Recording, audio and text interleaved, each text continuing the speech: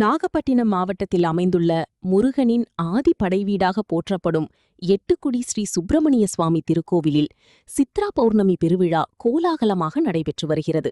கடந்த ஏப்ரல் 22ஆம் தேதி கொடியேற்றத்துடன் துவங்கிய இந்த 11 நாள் பெருவிழாவின் முக்கிய நிகழ்வாக 56 மணி நேரம் இடைவிடாத பாலாபிஷேகம் நடைபெற்று வருவது பக்தர்களின் ஆன்மீக உற்சாகத்தை அதிகரித்துள்ளது. தேரோட்டத்தை தொடர்ந்து தொடங்கிய பாலாபிஷேகம் பௌர்ணமி தினமான இன்று இடைவிடாமல் நடந்து வருகிறது. பல்லாயிரக்கணக்கான பக்தர்கள் நீண்ட வரிசையில் சுமார் 3 மணி நேரம் காத்திருந்து முருகப்பெருமானை தரிசனம் செய்து வருகின்றனர். பல்வேறு மாவட்டங்களில் இருந்து வந்த பக்தர்கள் பால் காவடி, பன்னீர் காவடி, புஷ்ப காவடி உள்ளிட்ட நேர்த்திக் கடன்களை நிறைவேற்றி வருகின்றனர். இந்த பெருவிழாவின் மற்றொரு சிறப்பாக ரதக்காவடி எடுத்து வரும் பக்தர்களின் பக்தி வெளிப்பாடு அனைவரையும் ஈர்த்து வருகிறது.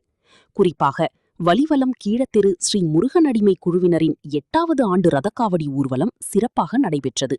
வலிவலம் ஸ்ரீ வெள்ளை விநாயகர் கோவிலிலிருந்து தொடங்கிய இந்த ரதக்காவடி ஊர்வலம் கொளப்பாடு, பையூர், திருக்குவளை உள்ளிட்ட பகுதிகள் வழியாக சென்று எட்டுக்குடி முருகன் கோவிலை சென்றடைந்தது. வழியெங்கும் பக்தர்கள் மலர் தூவி வரவேற்று பக்தி உணர்வை வெளிப்படுத்தினர்.